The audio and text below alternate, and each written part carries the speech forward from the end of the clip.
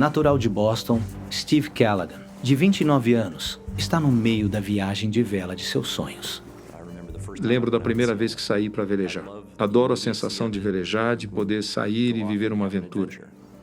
Ele tinha navegado dos Estados Unidos até as Ilhas Canárias e agora está a caminho da jornada de volta de 5.600 quilômetros, de volta pelo Atlântico rumo ao Caribe. Testando. Eu achei que levaria no máximo um mês para chegar ao Caribe, mas eu conseguiria em algumas semanas.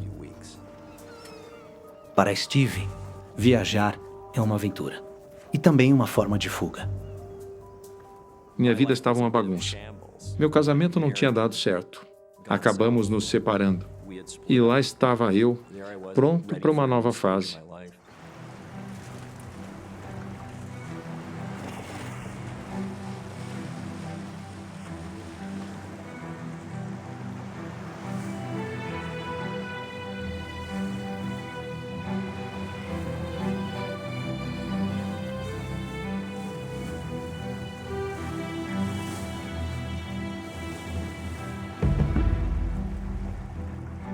Steve espera que o isolamento no mar aberto, em seu barco construído por ele mesmo, o ajude a deixar um ano difícil para trás.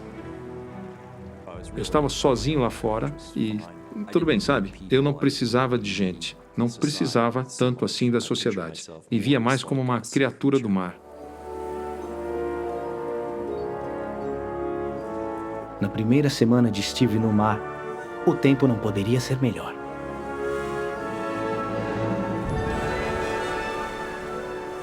Quando saí das Ilhas Canárias por uma semana, foi a navegação mais paradisíaca da minha vida.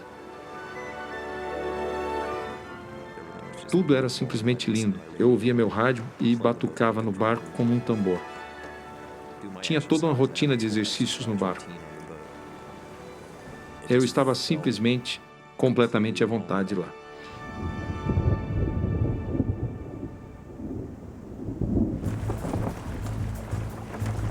Mas a 1.200 quilômetros e uma semana no meio do Atlântico, o tempo começa a mudar.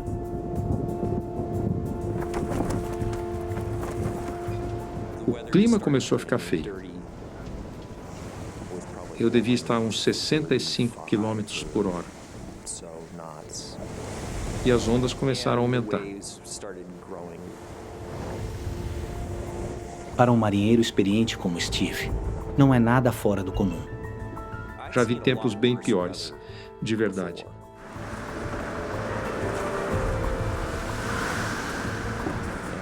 Então eu imaginei, bem, vão ser 1 ou 2 dias e isso vai passar. Eu não estava preocupado, estava tudo bem.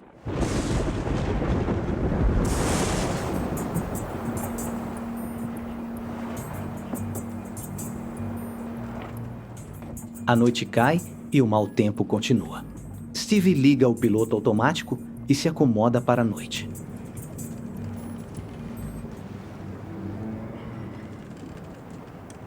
As pessoas pensam que velejar é uma atividade muito tranquila. Não é.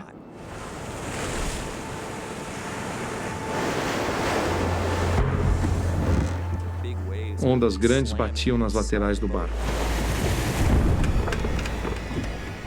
A gente sente essa movimentação brusca, mas eu ainda consegui me deitar. Estava quase dormindo.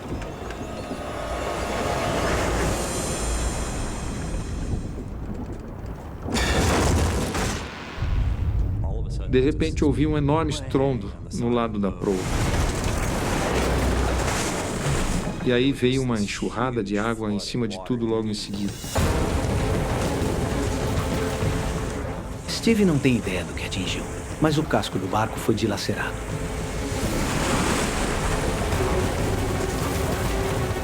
A água estava subindo muito, muito rápido. Em segundos, a água já estava acima de sua cabeça. Nessa hora eu pensei, esse barco vai afundar. Vou ir direto para o fundo.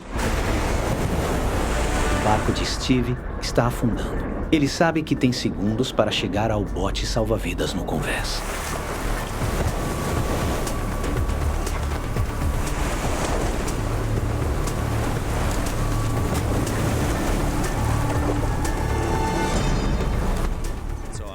puxava a corda, mas ela ficava saindo. Nada. Vai! Nada funcionava. Vamos lá!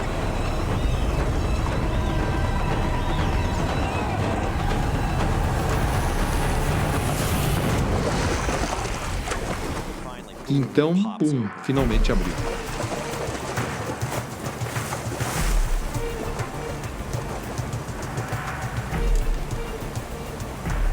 Steve chega em segurança. Mas justo quando está prestes a se soltar, um pensamento aterrorizante o atinge. Só com o equipamento que estava no bote, eu não ia durar muito tempo. Tudo o que ele precisa para ter qualquer chance de sobrevivência está guardado bem no fundo do barco inundado.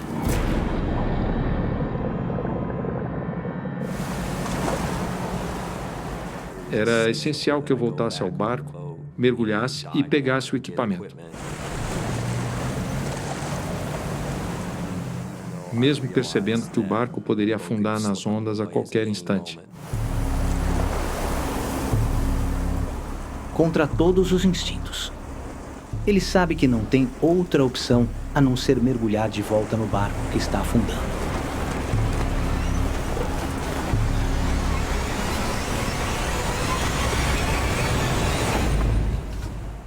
Estava tudo escuro lá dentro. Não conseguia ver nada direito. Pude sentir o baque do impacto. Estava amarrado. Comecei a cortar.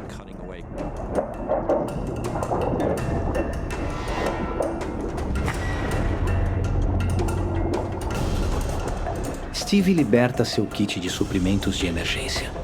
Mas assim que chega à escotilha de saída, A escotilha bateu e fechou. O barco estava coberto de água. Eu estava afundando. Pensei que era o fim.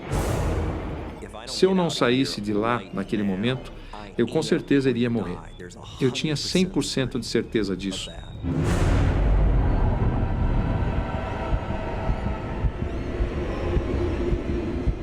mas justo quando os pulmões de Steve estão prestes a explodir, uma onda enorme quebra em cima do barco.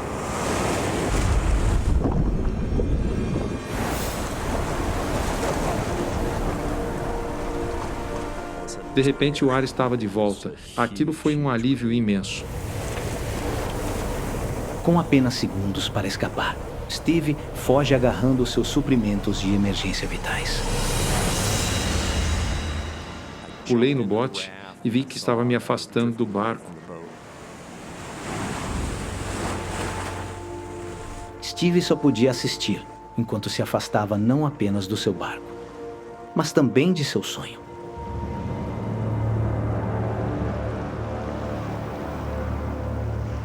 À deriva no meio do Oceano Atlântico. Foi simplesmente devastador.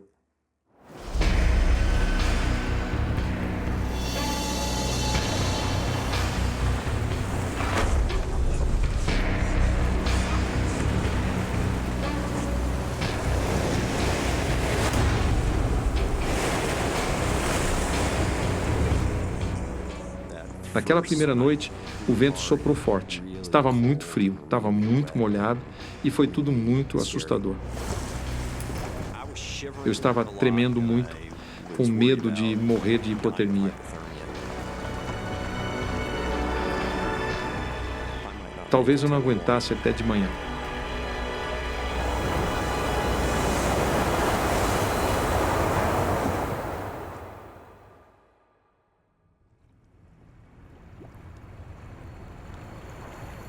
John. Enfim, a calmaria. Para revelar o verdadeiro terror da situação de Steve. Seu barco se foi. E ele estava sozinho no meio do Atlântico.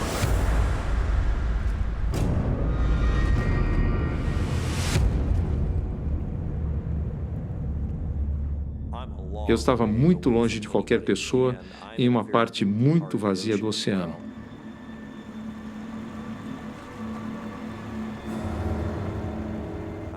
Eu era apenas uma coisinha minúscula cercada por essa imensidão de mar. Era meio que avassalador. Steve não tem meios de comunicação e sabe que ninguém estará procurando por ele. Avisei o pessoal em casa. Dei uma previsão de 5 a 6 semanas saindo das Ilhas Canárias, sabe? Para não se preocuparem comigo se eu não aparecesse. Steve calcula que está a cerca de 1.600 quilômetros da terra firme e completamente à mercê dos ventos e correntes enquanto é empurrado mais para o oeste, levando o mar adentro. Eu estava num lugar onde não havia navegação e eu tinha que chegar nas rotas de navegação para ter alguma chance de ser resgatado.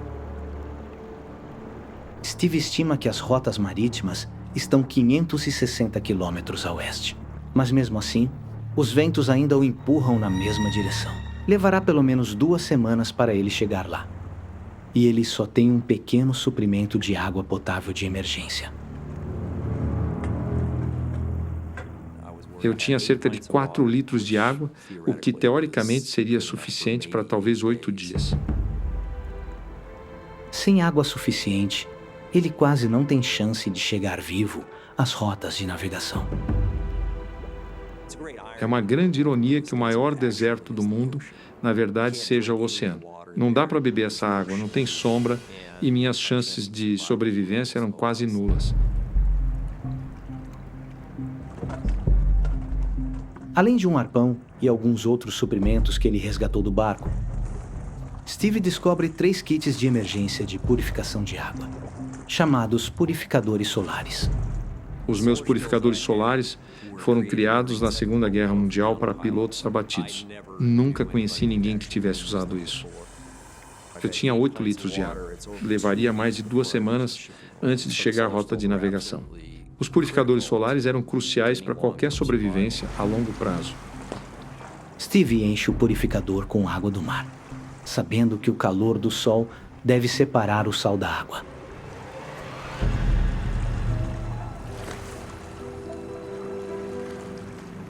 Eu teria em meia hora um saco inteiro de água.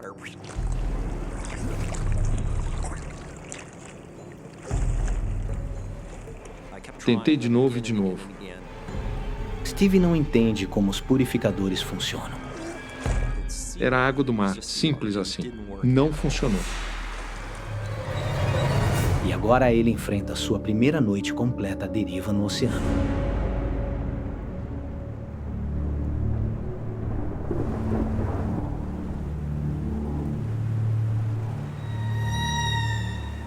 Eu estava desesperadamente solitário. Não tinha nada naquilo tudo que não fosse uma experiência infernal. Steve sabe que é essencial resolver o problema da água potável, e a tempestade lhe dá uma ideia. Eu sabia que a maioria dos sobreviventes coletava a água da chuva. Se Steve conseguir usar o todo do bote para coletar água da chuva, ele pode ter encontrado uma solução.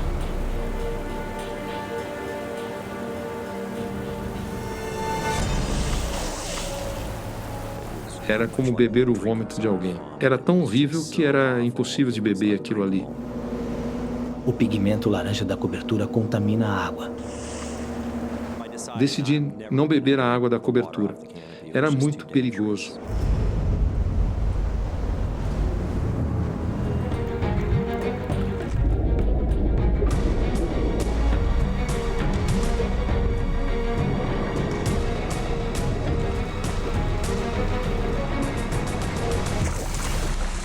Cravei a lança no dourado do mar.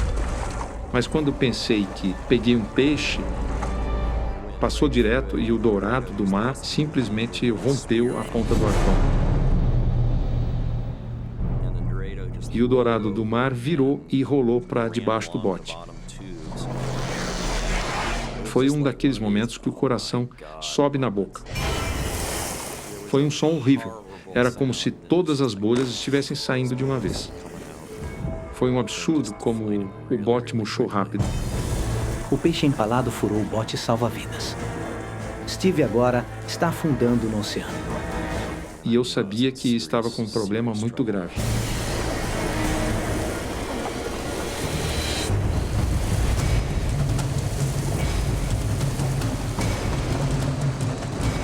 Foi muito rápido. O fundo inteiro estava completamente murcho.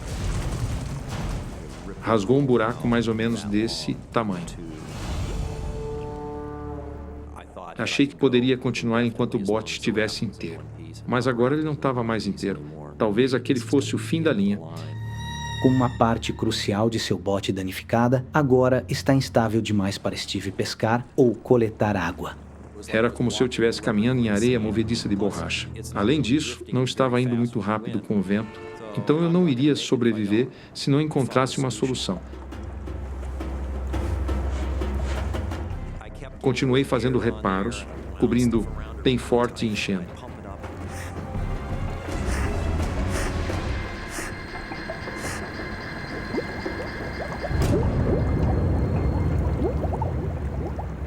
Eu continuei tentando repetidamente, dia após dia.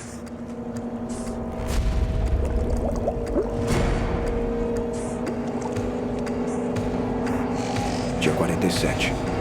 Dia 48. Dia 49. Por favor. Foi tão deprimente, eu simplesmente não achava que pudesse consertar.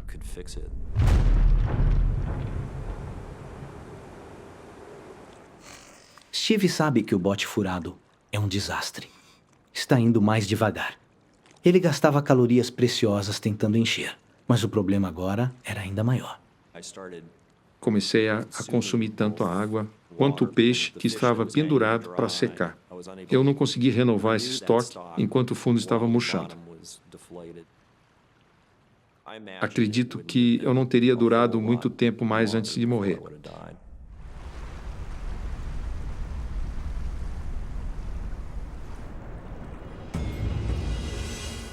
Por 10 dias, Steve se esforça ao máximo para manter o bote inflado. Mas ele falha. Depois de lutar por tanto tempo para permanecer vivo. Essa foi a gota d'água. Eu estava completamente exausto. Era isso. Eu desisti. Simplesmente me deitei. Foi isso. Eu literalmente desmoronei.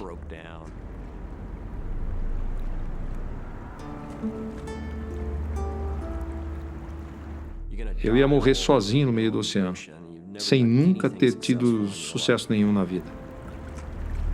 Só um casamento fracassado, relacionamentos. Nunca tinha me dedicado o suficiente a ninguém.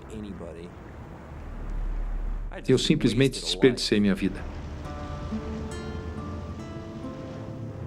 Fome, sede e nenhuma esperança. Steve sente que a morte agora é uma certeza.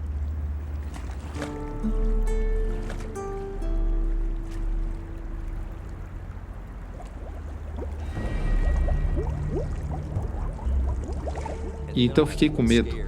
O que senti foi muito real. Eu estaria morto em questão de horas se não me mexesse. Eu precisava reagir. Em um ato final de desespero, Steve procura por qualquer coisa que possa salvar sua vida. E aí algo aconteceu e fez sentido. E eu pensei, é isso, o garfo.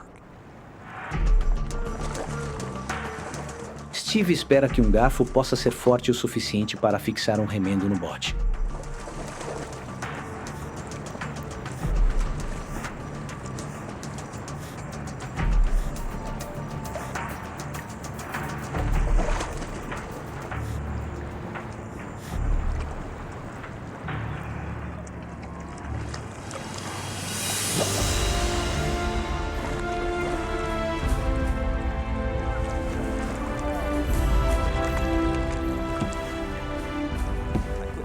Não podia pular de alegria nem nada.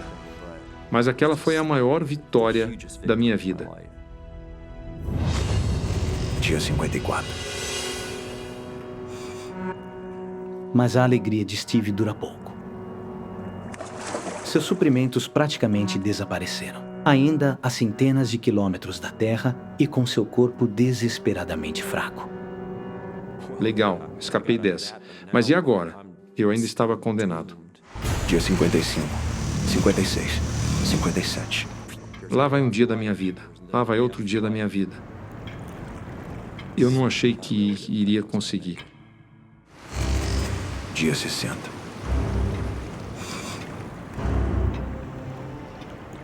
Foi realmente um período para apenas sobreviver.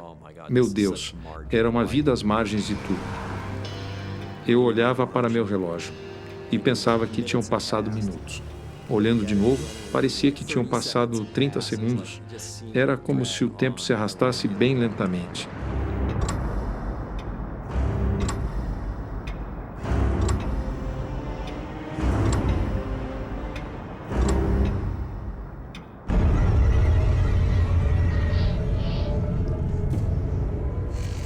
Dia 66.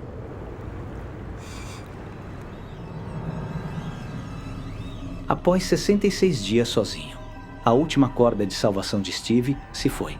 Os purificadores solares chegaram ao fim de sua vida útil.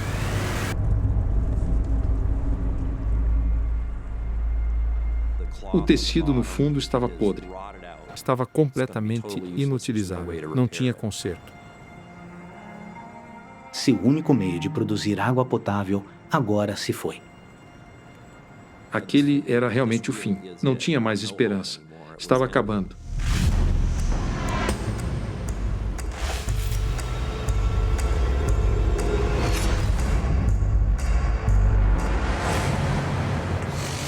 Dia 69.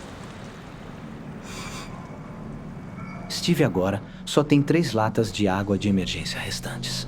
E os níveis tóxicos de sal no seu corpo estão levando sua sanidade ao limite.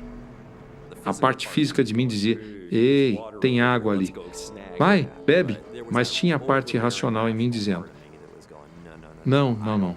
Nem pensar. Só vou beber se eu estiver morrendo. Não vou cair nessa logo agora."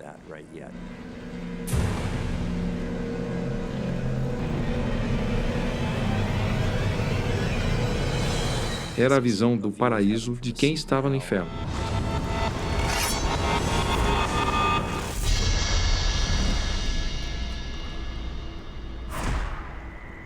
Sozinho no oceano por mais de 70 dias, o corpo e a mente de Steve agora estão desligando. Sua única esperança é chegar à Terra. Eu esperava ver as ilhas, sabe? Dias e dias lá atrás. Dia 73. Dia 74.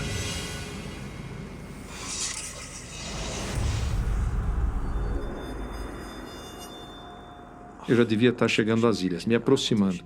Era para ter algum sinal que eu estava chegando. Mas Steve percebe algo chocante. Se ele tivesse calculado mal sua posição, correntes iriam arrastá-lo de volta para o meio do oceano, rumo a um destino fatal. Talvez eu estivesse muito ao norte das ilhas, rumo à Inglaterra, e chegar em 8 meses. Foi difícil. Estava muito preocupado que tivesse feito uma grande besteira e não conseguiria chegar. Eu não sabia de mais nada. Dia 75.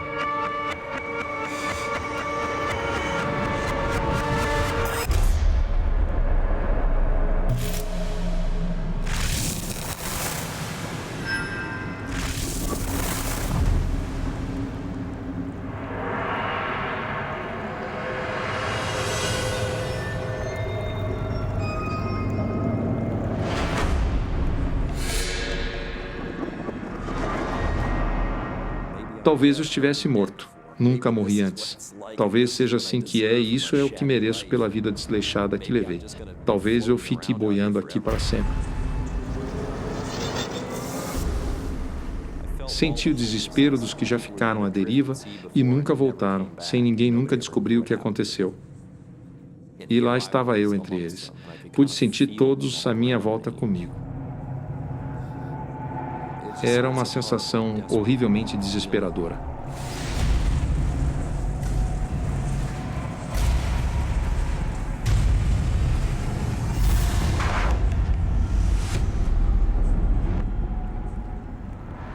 Estava acabado. Eu estava exausto. Não tinha mais nada a oferecer.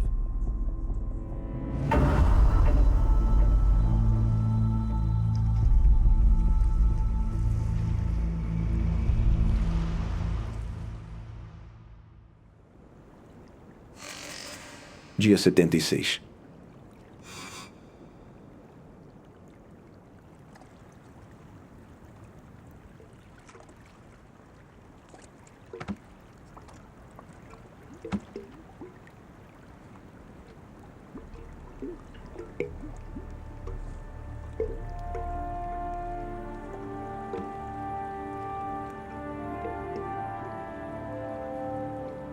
E do nada, um monte de caixas, garrafas, plásticos.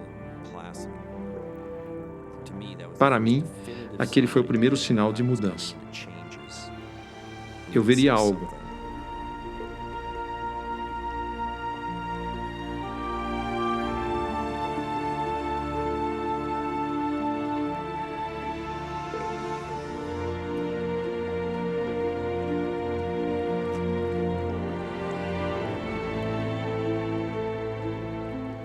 O sol nasceu e tinha uma ilha bem na minha frente. Eu devia estar a pouco mais de 15 quilômetros de distância.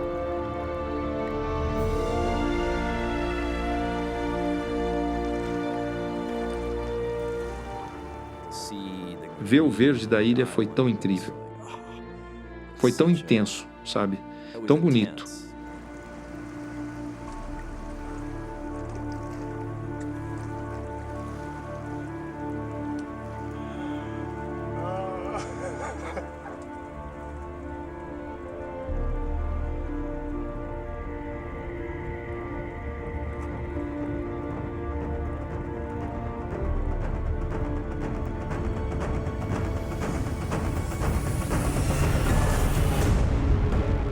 Mas para seu horror, Steve percebe que a ilha é uma fortaleza inexpugnável de penhascos verticais e recifes de coral afiados como lâminas. Isso! Cheguei aqui e simplesmente não tem nenhuma forma de conseguir aportar. Após suportar tanto por tanto tempo, Steve não pode deixar a salvação escapar dele no último obstáculo. Esta viagem termina hoje. Sem dúvidas. De um jeito ou de outro. Isso vai acabar.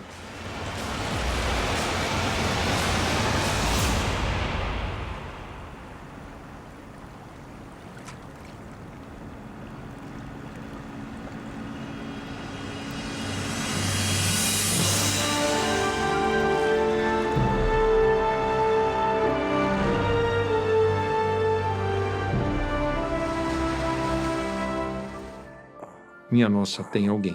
Tem mesmo alguém ali. Não conseguia acreditar que realmente tinha gente ali.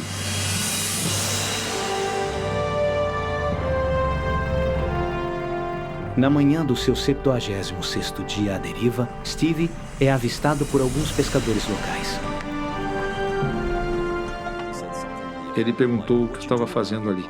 E eu respondi que não estava ali só para bronzear, sabe?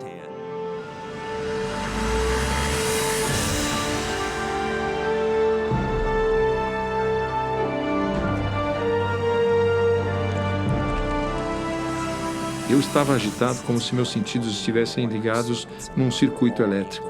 Tudo parecia amplificado, as cores extremamente vibrantes, os cheiros intensamente marcantes. Aquilo tudo enchia meu coração. Era tão lindo para mim. Após suportar 76 dias em seu pequeno bote, os músculos das pernas de Steve atrofiaram. E agora ele pesava apenas 45 quilos. Imagem real do resgate. Após 6 semanas no hospital, Steve reencontra os pais que pensou que nunca mais veria. A pequena ilha de Marigalante, onde ele foi encontrado, está a apenas 96 quilômetros ao sul de seu destino original, Antígua. Não há nada de nobre em ter sobrevivido. Eu só sobrevivi. Eu tinha muitos assuntos inacabados. Acho que isso me manteve vivo em grande parte.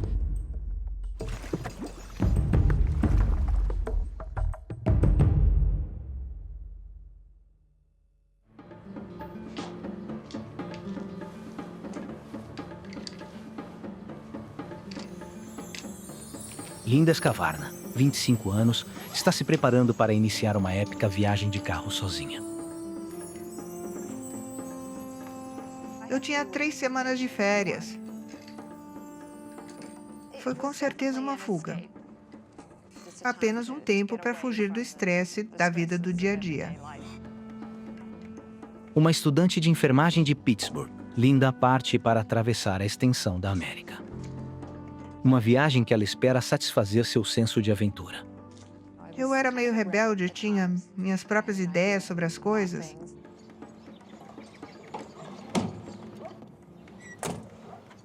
Aos 25 anos, nada parece perigoso.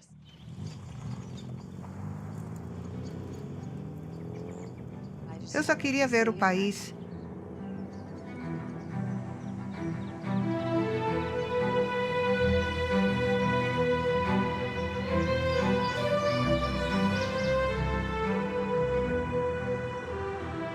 O plano era dirigir de 6 a 8 horas por dia e depois encontrar um acampamento.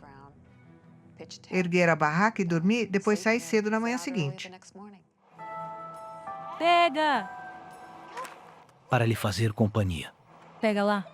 trouxe o melhor amigo, o cachorro Cocujin. Pra lá. Foi o primeiro animal que criei desde filhote. Éramos muito apegados. Era meu filho, meu bebê. Dia 1. Linda percorre mais de 3.200 quilômetros em 2 semanas. Mas antes de voltar, ela quer tornar a viagem mais especial. Uma caminhada final no poderoso Grand Canyon.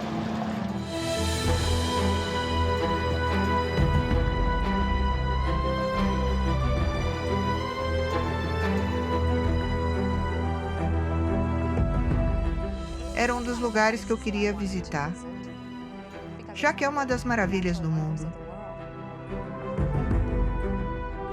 O Grand Canyon é um destino turístico espetacular. E também é popular para caminhadas.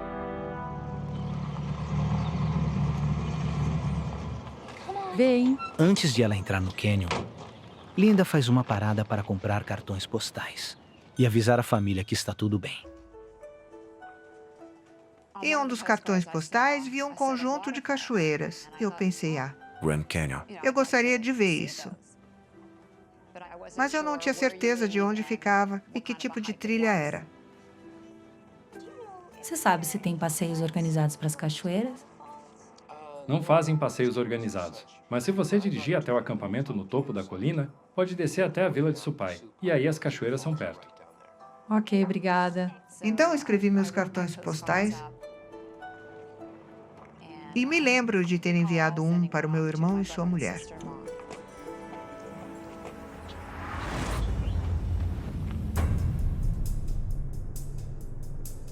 Para chegar às cachoeiras, Linda e Cocujin devem primeiro dirigir até o ponto inicial da trilha. Eu não sabia que demoraria tanto, eram cerca de 55 quilômetros, mas as estradas eram todas de terra. Então demorei umas 2 horas para passar por tudo aquilo e finalmente chegar ao topo da colina.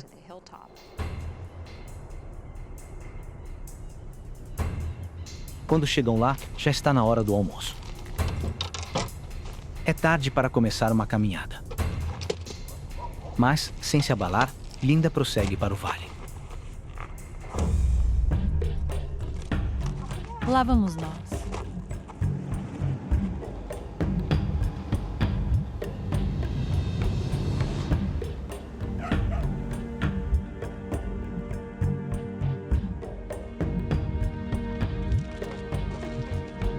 Eu estava impressionada pelo tamanho e a imensidão daquilo tudo. Me senti pequena.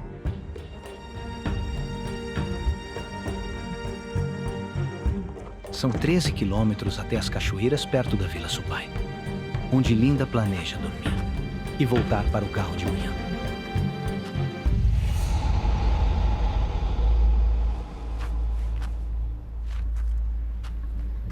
O calor diminui o ritmo. E após alguns quilômetros, a trilha fica difícil de seguir.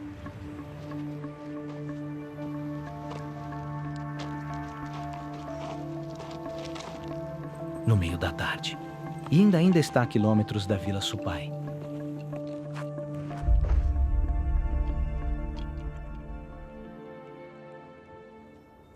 Ouvi um som atrás de mim e, quando olhei, vi que era um comboio. E acho que havia lido algo do tipo, que é assim que toda a comida e o correio deles são transportados para essa reserva indígena.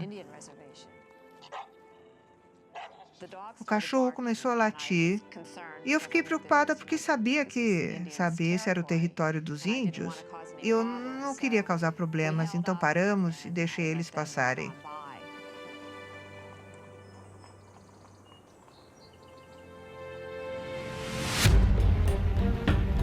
Enquanto a tarde avança, a trilha parece interminável. Enquanto eu andava, eu percebi que o sol estava começando a se pôr.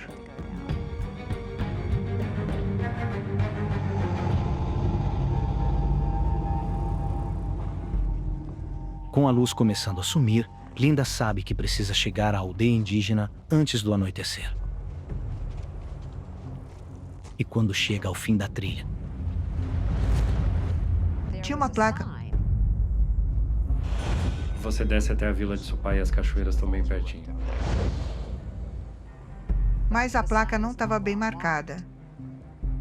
Eu não sabia para que lado ir. um caminho leva para as cachoeiras e para a segurança da aldeia indígena, e o outro para o vasto deserto do Grand Canyon.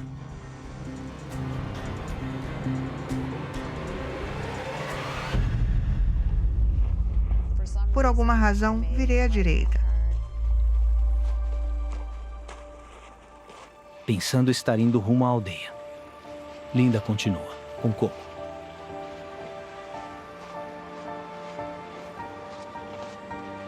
Mas depois de mais uma hora andando, ainda não há sinal de vida. Naquele ponto, eu estava começando a sentir que provavelmente devia estar chegando, que estava perto. Coco, Com a noite chegando, Linda sabe que é tarde demais para voltar e tentar virar à esquerda. Sua única opção é continuar. Se ela não chegar à aldeia antes de escurecer, ela ficará isolada no meio do nada. No cânion, a noite chegava muito rápido por causa das paredes. Lá embaixo era completamente escuro e eu não ia conseguir ver nada.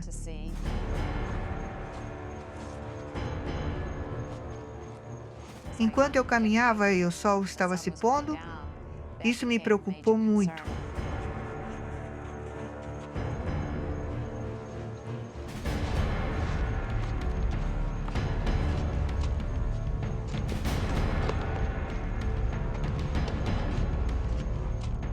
A mochila de Linda pesa mais de 9 quilos e a desacelera. Eu sabia que podia ganhar tempo sem ela porque estava ficando muito pesado nas minhas costas. Abandonar a mochila significará deixar para trás seu saco de dormir, comida e única fonte de água. Eu não ia ter nada exceto as roupas que estavam na minha mochila e as poucas coisas que eu tinha levado na bolsa. Sem experiência de estar na natureza, ela faz uma decisão terrível. Pensei que dava para voltar e pegar depois. vamos, Coco.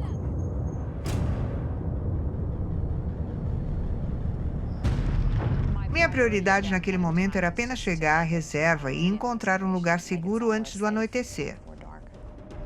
Olá! Enquanto cai a noite, Linda e Coco são apenas pontinhos na vasta planície do cânion. Alguém aí? Eu estava completamente alarmada com escurecer e não estar onde precisava estar. Essa foi a minha percepção de que eu não estava na trilha certa. E com a luz sumindo, Linda não tem chance de voltar para pegar sua mochila. Você começa a pensar nas piores coisas que podem acontecer. Socorro! E fica simplesmente dominada pelo medo. Tem alguém aí? Me ajuda!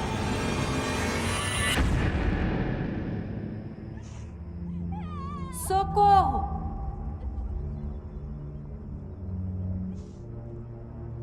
A primeira noite foi horrível, foi muito assustadora.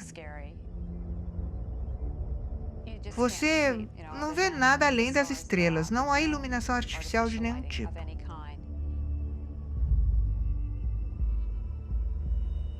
Enquanto a temperatura do cânion despenca, Linda está sem proteção contra o frio. Na minha mochila, eu tinha meu saco de dormir e também todo o meu suprimento de comida e minha água. No breu da noite, é impossível para Linda encontrar sua mochila. Então, sem isso, eu realmente não tinha nada para me proteger das mudanças de temperatura, nem para me sustentar. Sua fonte de conforto é seu melhor amigo, seu cão Kokujin. Kokujin ficou ao meu lado. Fiquei grata por ter ele, porque podíamos nos aconchegar um no outro e ele oferecia um pouco de calor.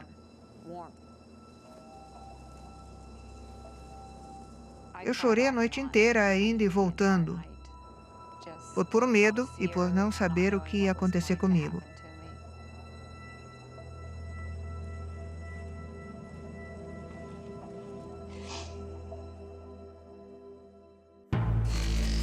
Dia 2.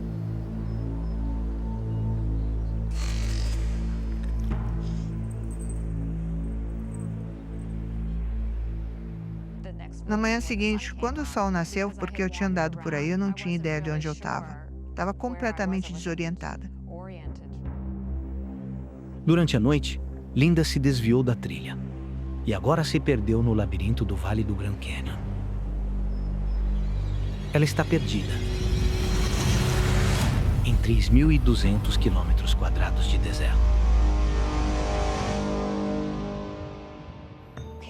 Vamos. Linda não tem opção senão continuar procurando uma trilha que a leve de volta à mochila e a sair do cânion em segurança. Mas nada é familiar. As trilhas não me levavam a lugar algum. É muito difícil de tentar ver longe, porque há todos esses caminhos e você se sente como um rato em um labirinto.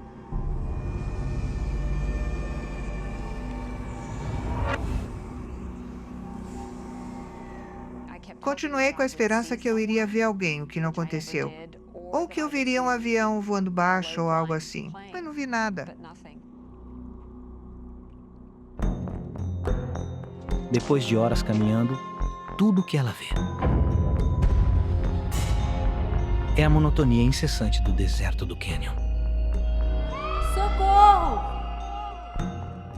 Alguém? Gritei e esperneei bastante na esperança de que alguém escutasse. Especialmente nesses cânions, porque o som se propaga. Alguém me ajuda!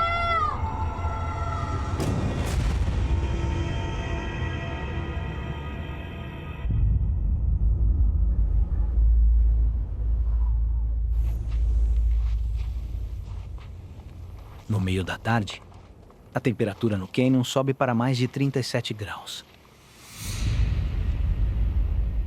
E nem Linda, nem Kokujin beberam uma gota de água em quase 24 horas. Lembro que ficou muito quente. Estava com sede e não tinha o que comer ou beber. E minha boca estava terrivelmente seca. Nessas condições, humanos precisam de cerca de 8 litros de água por dia. Meu treinamento de enfermagem me dizia que eu precisava de água, que não havia como sobreviver sem água. Sabia que poderia viver sem comida. Mas a água é essencial, já que faz muito calor lá de dia. E naquela hora fiquei com muito medo.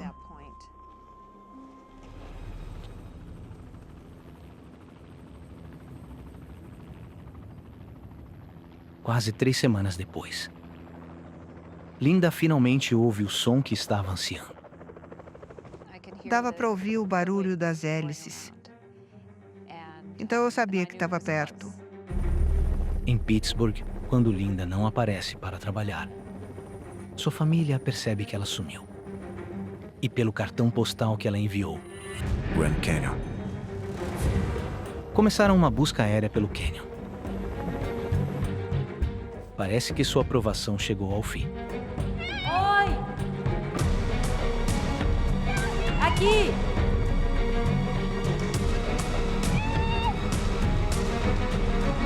Aqui! Mas é impossível ver a Linda do ar. Foi devastador que eles não conseguiram me ver, mas consegui entender por quê. Linda percebe que, se ela não puder ser vista do céu no imenso cânion, provavelmente não será encontrada.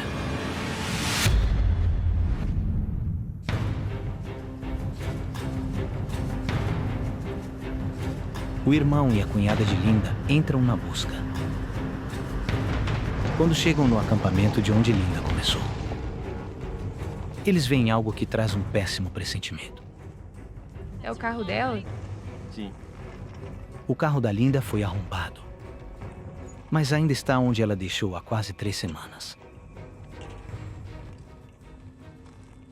Falaram pra gente que basicamente não teria chance nenhuma que Linda ainda estivesse viva se ela tivesse perdida no meio dos canyons, já que já tinha passado tempo demais. Quase não tinha nenhuma chance da gente sequer encontrar seu corpo por conta do tamanho do deserto.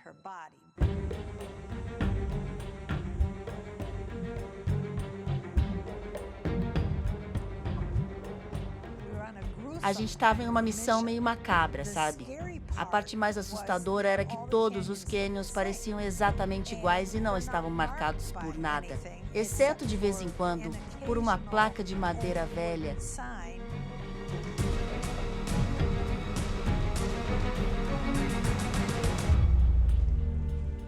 Eles chegam na mesma placa onde Linda, por engano, virou à direita e foi para o deserto. Pra que lado você acha? Não sei, acho que é por aqui. Talvez. O irmão de Linda e a cunhada vão para a esquerda em direção à aldeia Supai, afastando-se do local onde Linda está presa. Eu estava com muito medo pela Linda. A chance de sobrevivência dela depois de se perder em um lugar desse tipo por tanto tempo parecia absurdamente remota.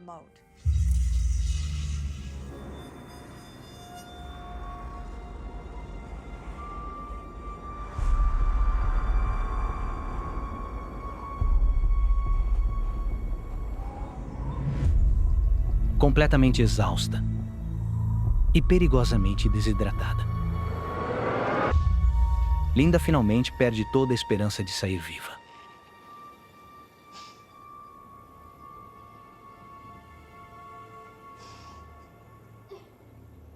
Agora, a morte é sua única saída. Minha prioridade era encontrar um lugar onde eu pudesse simplesmente adormecer e então, quem sabe, morrer enquanto dormia.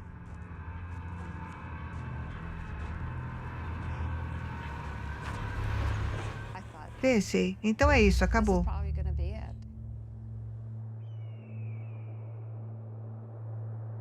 Me lembro de deitar e pensar, se talvez eu simplesmente morresse dormindo, seria a melhor maneira de partir. Pensei, sabe, se eu não conseguir sair daqui, meus pais nunca saberão realmente o que aconteceu. Minha mãe tinha perdido um irmão, o caçula. Então é uma mulher que sofreu muitos traumas na sua juventude e, para mim, era um tanto devastador pensar que eles teriam que passar por isso de novo. Após 19 dias lutando para sobreviver, Linda desiste.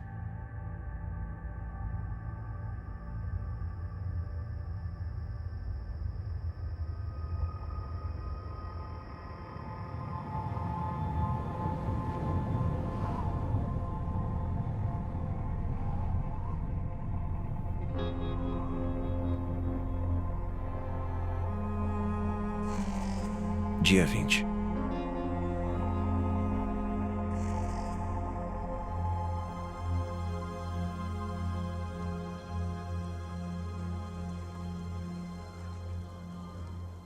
Ouvi vozes. E era quase como Será que é minha imaginação me pregando peças ou é real?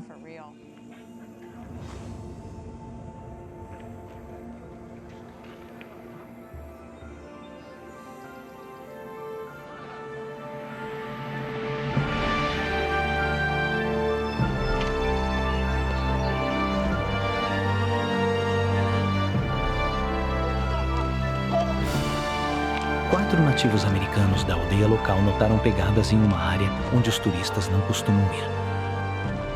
E usando métodos tradicionais, localizaram Linda no vasto cânion.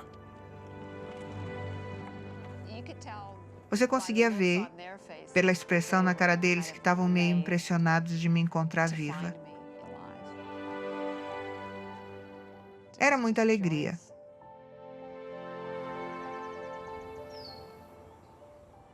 E esperando por ela na aldeia próxima estão seus familiares. Ela estava maravilhosa e também ela estava com uma aparência horrível, tudo ao mesmo tempo, sabe? Ela estava parecendo um esqueleto de tão magra, já que não tinha comido, né? E estava com cor de tijolo, por causa do solo do Grand Canyon. Foi muito emocionante, a melhor sensação do mundo.